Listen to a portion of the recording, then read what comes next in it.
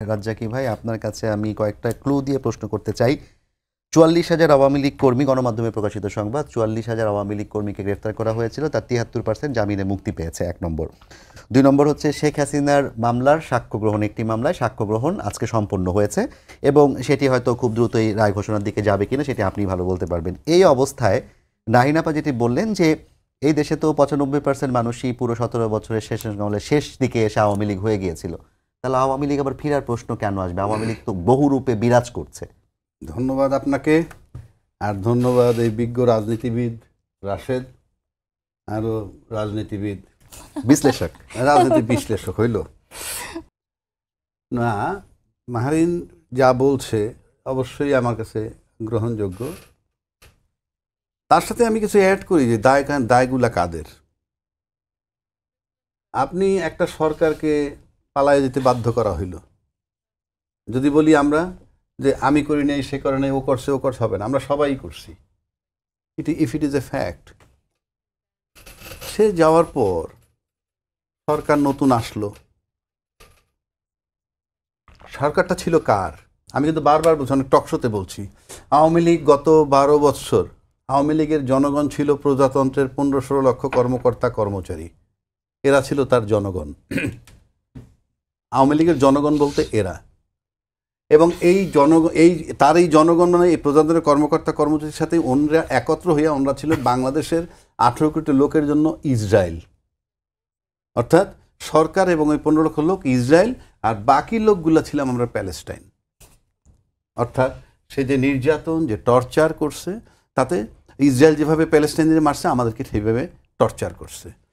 এইবার আসেন, এর যখন অর্ধেক সরাই দিলাম এই সরকারটার, অর্থাৎ শেখ হাসিনাকে বিতাড়িত করলাম, তারপর ইনশাল্লাহ ওত নেওয়ার পর যখন বলা হইল রাষ্ট্রপতিকে অপসারণ করা হবে, তখন তার পক্ষে যারা বলেছিল যে তাকে সরাইলে অপসারণ করলে সাংবিধানিক সংকট হবে, সেখান থেকে আবার রাজনৈতিক দলের সহায়তা শুরু। এই কথাটা, সাংবিধানিক সংকট কি হতো? আসলে কিছুই হতো না। কেন হবে? হাসিনাও তো ছিল সাংবিধানিক, সে তো সাংবিধানিক ছিল নাকি অসাংবিধানিক ছিল, তাকে সরাইলে সমস্যা হবে না, এটা এই কথাটা তখন কি হয়, ওই পক্ষে যায়। এবং রাষ্ট্রপতি বহাল তবিয়াতে আছে, উনি তো বলছে যে অলরেডি আওয়ামী লীগের রাষ্ট্রপতি তো আওয়ামী লীগের বসে আছে, এবং আওয়ামী লীগের সময় দায়িত্বশীল যাদেরকে আপনার বিভিন্ন পদে রাখছে, বড় বড় পদে, তার কিছু কাস্টডিতে আছে, আর সবাই বহাল তবিয়াতে আছে। এবং সবচেয়ে ইন্টারেস্টিং ব্যাপার যে হাসিনাকে পাঠায় দিয়া, যে কি বলে এয়ারক্রাফট বলে না, জাতি যে বাহিনীর যেটাই যাক, তারা গিয়া ওইটা নিয়ে আবার ফেরত এসে আবার চাকরি করতেছে। Very simple. ২ নম্বর আসেন, রাজনৈতিক দল নিষিদ্ধ করার একটা কথা আসছিল, তখন দায়িত্বশীল দলরা বলছে এটা জনগণের ব্যাপার। আরে হোয়াট ইজ জনগণ? আপনি বলতে পারেন এইটা না, পরবর্তীতে তো সেই বক্তব্য তারা মানে সরে গেছে, তারা বলেছে রাজনৈতিক দল নিষিদ্ধের পক্ষেই না তারা। সেটা তাহলে বুঝেন, তাহলে এগুলো তো তার পক্ষে যায় ওই মুহূর্তে। সাইলেন্ট থাকলেও তো চলতো। You try to understand my point. যদি সাইলেন্ট থাকতাম, কিছু না বললে, ছাত্র আসছিল, রাষ্ট্রপতি, ঠিক আছে চুপচাপ থাকি, কিন্তু এইগুলো বলার মানে হচ্ছে যে এটা সমর্থন করা ইনডাইরেক্ট ফর্মে। এইবার আসেন, খেসারতটা কোথায় কোথায় দিছি? VC, pro-VC. আপনি ভিসি নিয়োগ করতেছেন, কেউ বলে জামাতের, কেউ বলে প্রভিসি বিএনপির, কিচ্ছু আসে যায় না। একটা ইউনিভার্সিটি শুধু ভিসি চালায় না, প্রভিসি চালায় না, is the boss, next to boss প্রভিসি। কিন্তু ওইখানে তো ৫০০ লোকের রেজিস্টার বিল্ডিংয়ে কতজন লোক চাকরি করে, ওরা কারা? আপনি এক ভিসি কি করবেন? আপনি যখন আমাদের দেশের থেকে এই যে ফখরুল ইসলাম আলমগীর সাহেব, আক্তার এবং এই যে তাহের সাহেব, এরা যে গেলেন ইউনূস সাহেবের সাথে, সেখানে টাল্টিপাল্টিটা দেখছেন, যেই গেট থেকে বের হওয়ার কথা না সেই গেট থেকে বের হইল, তাদের গায়ে ডিম মারলো। এটা তো সিম্পল প্রোটোকলে সম্ভব না যদি আপনি সুযোগ না দেন। আক্তারের হোটেল রুমের দরজায় গিয়ে আমি তো সেটাই বললাম, এটা সম্ভব না যদি আপনার এমবেসির লোকের কাছ থেকে ইনফরমেশন লিক না হয় এবং তারা মিসগাইড না করে। তাহলে আপনি আওয়ামী লীগ পুনর্বাসিত হয়ে আছে এবং এখনও রাষ্ট্রপতি আছে, বহাল তবিতে আছে, এবং যে সংবিধানটা ফালাইয়া থেকে চলে গেল, সেই সংবিধানে কিন্তু এই অন্তর্বর্তীকালীন সরকারের কথা নাই, কিছুই নাই। তো অন্তর্বর্তীকালীন সরকার যদি না থাকে, আপনি তো ওই সংবিধান চালাইতে পারতেছেন না, অথচ সবাই বলতেছে ওই সংবিধান দিয়ে ওই সংবিধানের ঊর্ধ্বে কিছু করা যাবে না। মানে আমি সিম্পল কমন সেন্সটা বুঝি না। যেমন ধরেন আপনি কোম্পানিতে MD, DMD, GM, AGM, DGM কতগুলা পদ আছে না? এর ভিতরে হঠাৎ করে যদি একজন এসে বলে আমি তো এই কোম্পানির ইডি মানে এক্সিকিউটিভ ডাইরেক্টর, এই পদটা নাই, কিন্তু পরে দেখা গেল যে বোর্ড অফ ডাইরেক্টরসরা বসে একটা পদ ক্রিয়েট করছে। একইভাবে আপনি যে অন্তর্বর্তীকালীন সরকারটা বানানো হয়েছে, অন্তর্বর্তীকালীন ওই কনস্টিটিউশনে নাই। এই যে ইডি পদটা যেমন নাই, সে ওই অফিসে কাজ করবে কেমনে যদি এই পদটাই না থাকে? কেউ তো মানবে না তাকে। এখন এই যে অন্তর্বর্তীকালীন সরকারটা, ওইটা তো ওই সংবিধানে নাই, তাহলে এই অন্তর্বর্তীকালীন ওই সংবিধান চালাবে কেমনে? এখন ওই সংবিধানের পক্ষে যারা জোরালো যুক্তি দিচ্ছে ওটা দিয়ে আমি বুঝি না। সুতরাং আপনি আওয়ামী লীগ পুনর্বাসন নানান ওয়েতে হচ্ছে, নানান ওয়েতে। আপনি বললাম ওই যে কি বলে প্রজাতন্ত্র কর্মকর্তা কর্মচারী কি চেঞ্জ করছেন আপনি? 5 তলাটা 7 তলায়, 7 তলাটা 9 তলায়, 9 তলাটা 12 তলায়, সব তো তারা।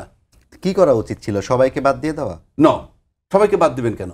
সেটার জন্য আপনার অনেকগুলো এই যে সংস্কারের বিষয় নিছে। আদৌ কি কোনো সংস্কার হয়েছে? কোন দপ্তরে কোথাও কোনো সংস্কার হয় নাই, জাস্ট টাইম কিল হয়েছে। এবং আপনি যদি বলেন এটার দায় দায়িত্ব কার? ইউনূস সাহেব নাকি এনজিও সরকার? আমি মেনে নিলাম উনি এনজিও সরকার, নাম্বার 1। নাম্বার 2, ওনার কোনো কমিটমেন্ট নাই।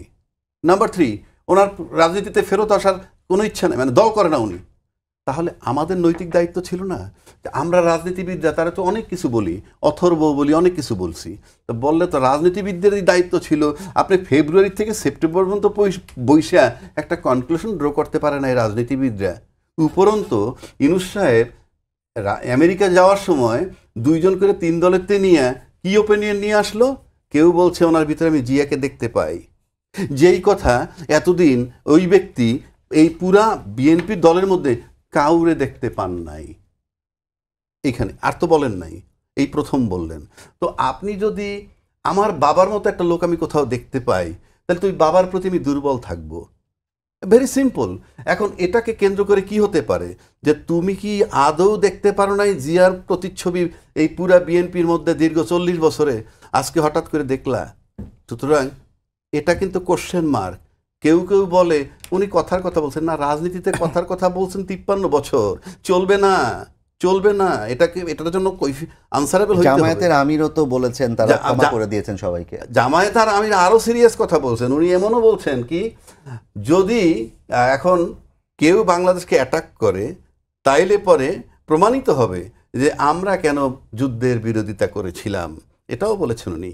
সুতরাং প্রশ্ন হচ্ছে যে এই যে ইউনূস সাহেবের সাথে তারা গেলেন, প্রথমত ইউনূস সাহেব দেখাইলেন যে 3 জনকে একসাথে নিয়ে উনি কি করতে চান।